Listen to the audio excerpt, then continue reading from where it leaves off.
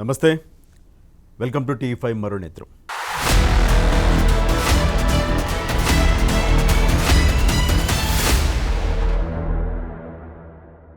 తమిళనాడులో హీరో విజయ్ సంచలనం సృష్టించబోతా ఉన్నారా?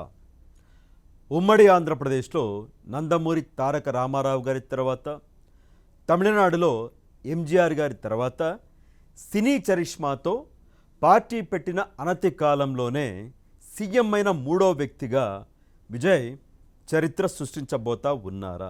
ఇప్పుడు ఇదే హాట్ టాపిక్. ఎందుకంటే 5 రాష్ట్రాల ఎన్నికల ఫలితాలకు సంబంధించి మే 4వ తేదీ కోసం ప్రజలంతా కూడా ఎదురు చూస్తూ ఉన్నారు. నిన్ననే ఎగ్జిట్ పోల్స్ కూడా రిలీజ్ అయ్యాయి.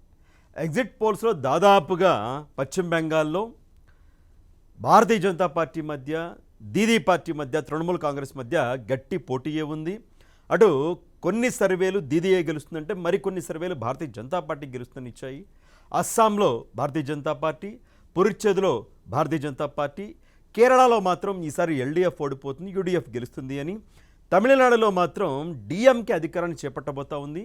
2వ స్థానానికి ఏఐడిఎంకే పరిమితం కాబోతా ఉంది.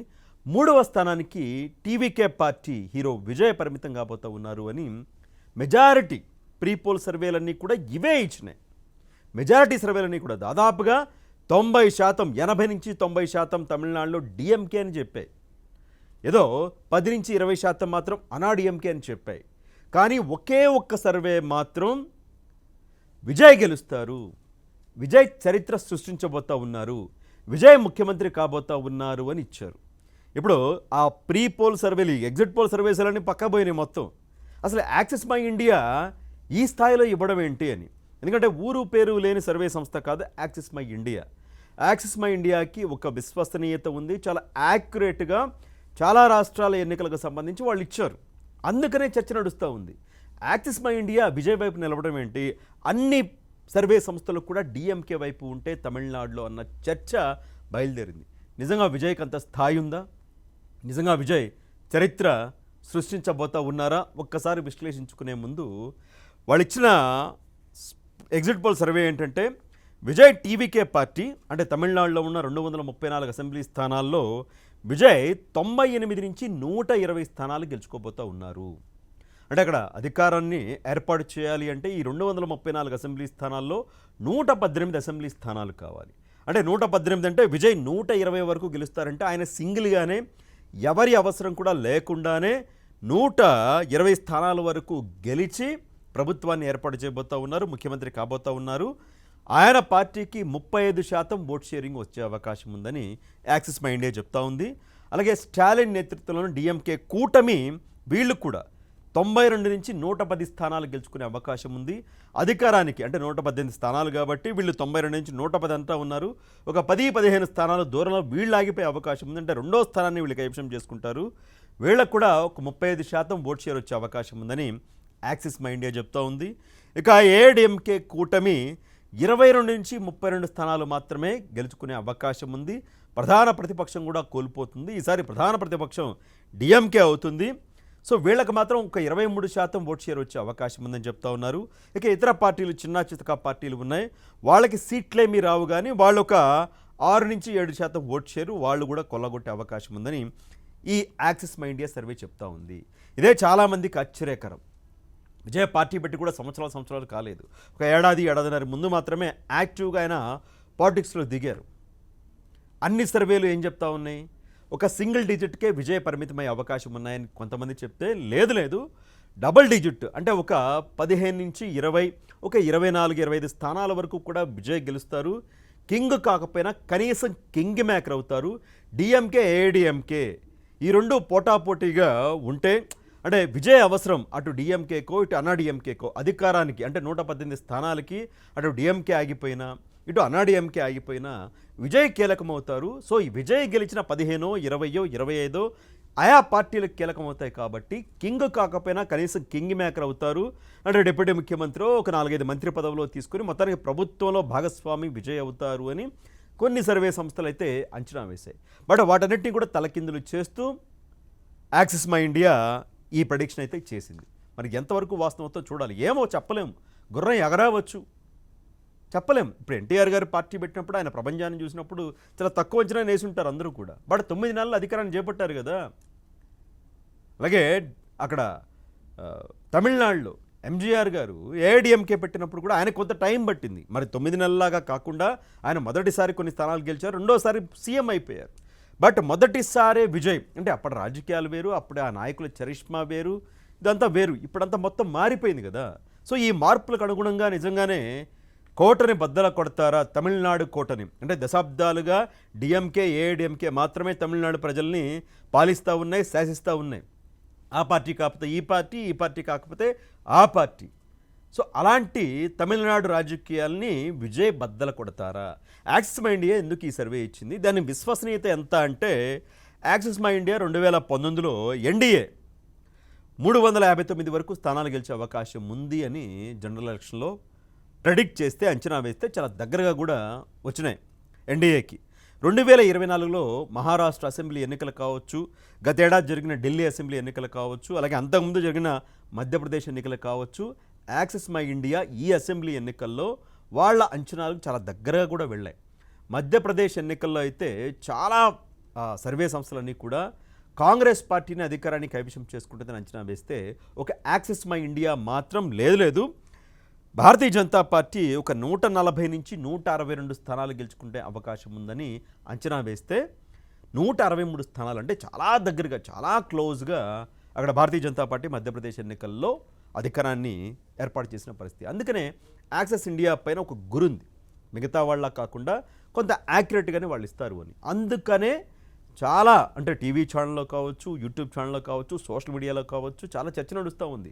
తమిళనాడులో ఈ యాక్సిస్ మై ఇండియా సర్వేని, ఆ సర్వే రిపోర్ట్ని సోషల్ మీడియాలో షేర్ చేస్తూ టీవీకే కార్యకర్తలు కావచ్చు, హీరో విజయ్ అభిమానులు కావచ్చు సంబరాలు చేసుకుంటూ ఉన్నారు. కాబోయే ముఖ్యమంత్రి మా విజయే, సంబరాలకు సిద్ధం కండి అని తమ ఆనందాన్ని అంతా కూడా షేర్ చేస్తూ ఉన్నారు.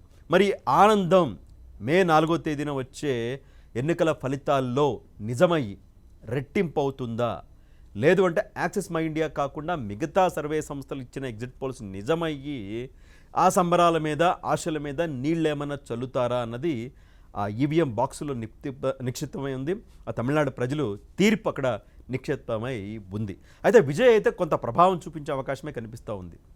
దాదాపుగా తమిళనాడు ఓటర్లలో కొత్తగా ఓటు హక్కు నమోదు చేసుకున్న వాళ్ళలో 67% మంది విజయ్ వైపే మొగ్గు చూపారు. యువతీ యువకులంతా కూడా. సో ఇది విజయ్కి ప్లస్ పాయింట్ అన్న అంచనా కూడా ఉంది.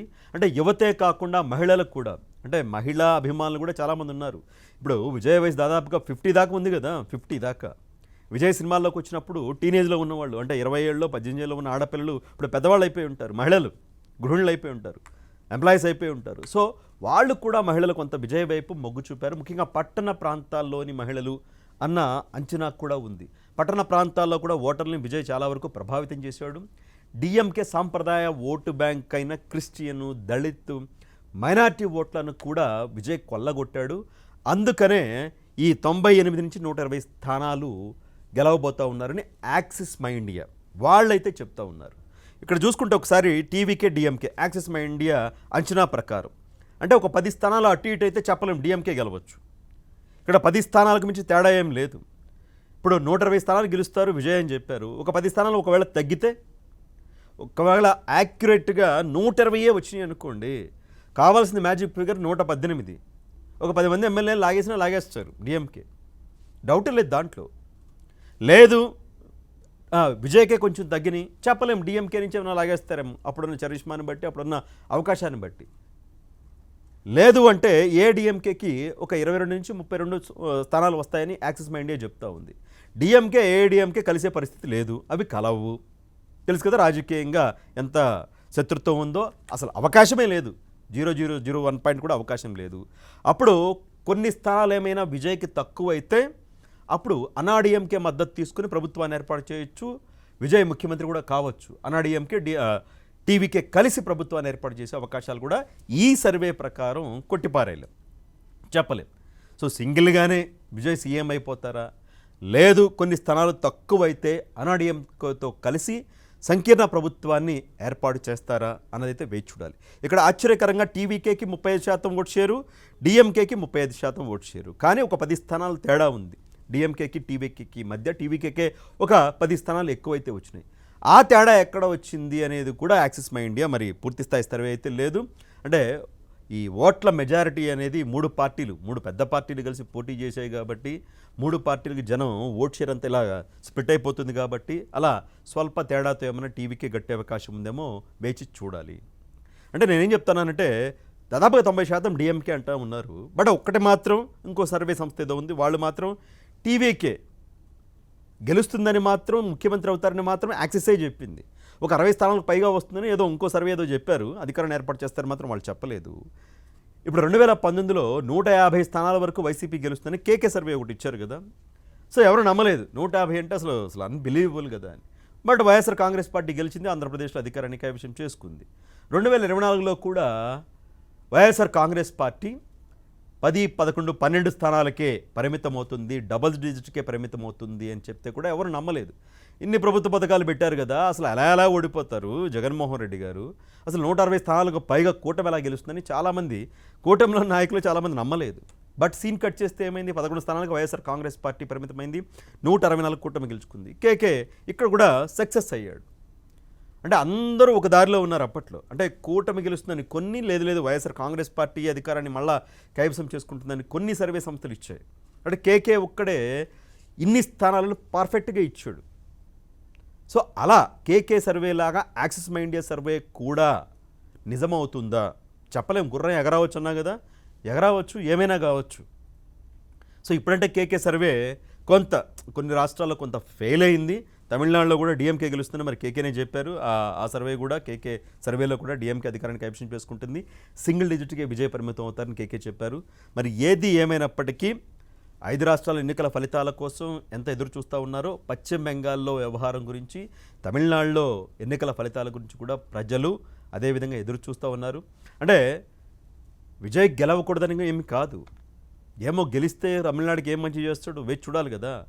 ఎప్పుడు 2 పార్టీలే, ఆ 2 పార్టీలతో తమిళ ప్రజలు ఏమైనా విసిగిపోయారా? అటు డిఎంకే ఇటు అన్నాడీఎంకే, ఈ 2 తప్ప, ఈ 2 ముఖాలు తప్ప, ఈ 2 పార్టీల నాయకులు తప్ప వేరే వాళ్ళు తెలియదు. సో ప్రత్యామ్నాయం కోసం మనం ఒక 3వ పార్టీని చూడాలి. ఎప్పుడు ఈ 2 పార్టీలేనా, ఈ 2 పార్టీలతో బిసిగిపోయాము, ఈ 2 పార్టీల రాజకీయాలతో మేము బిసిగిపోయాము అనుకున్న వాళ్ళు ఒకవేళ టీవీకే విజయ్ వైపు మొగ్గు చూపితే ఒక కొత్త రాజకీయాలు ఖచ్చితంగా కావాల్సిందే. అది తమిళనాడు అయినా, ఆంధ్ర అయినా, తెలంగాణ అయినా, దేశంలో ఖచ్చితంగా కొత్త తరం నాయకులు రావాలి, యువత రావాలి, యువరక్తం రావాలి, కొత్త రక్తం రావాలి. వారసత్వ రాజకీయాలు ఏవైతే ఉంటాయో వాటిని మరీ జనం మీద బలవంతంగా రుద్దేస్తూ ఉన్నారు. ఖచ్చితంగా కొత్త శక్తులు, కొత్త రక్తం రావాలి, వాళ్ళని ఖచ్చితంగా ఎంకరేజ్ చేయాలి. బట్ వాళ్ళు ఎలాంటి పరిపాలన చేస్తారు ఏంటి అనేది వేచి చూశాక ఆ తర్వాత సంగతి ఆ తర్వాత. సో మొత్తంగా అయితే యాక్సిస్ మై ఇండియా సర్వే ఒక సంచలనం అయితే సృష్టిస్తూ ఉంది.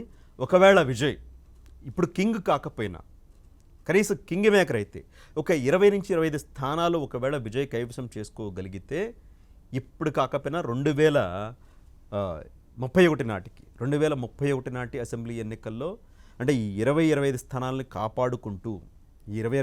కాపాడుకుంటూ విజయ్ గనక ముందుకు వెళితే మరో 5 ఏళ్ల తర్వాత ఖచ్చితంగా సీఎం అయ్యే అవకాశాలు చాలా పుష్కలంగా ఉన్నాయి విజయ్కి. బట్ అప్పటిదాకా ఈ 2 పార్టీలను తట్టుకుని ఒకవేళ డబుల్ డిజిట్ విజయ్ గెలిస్తే తట్టుకుని నిలబడితే మాత్రం ఎప్పటికైనా సరే తమిళనాడు సీఎం విజయ్ అవకాశాలు ఉన్నాయి. అది మే 4న వచ్చే ఫలితాల పైన విజయ్ భవితవ్యం ఆధారపడి ఉంది.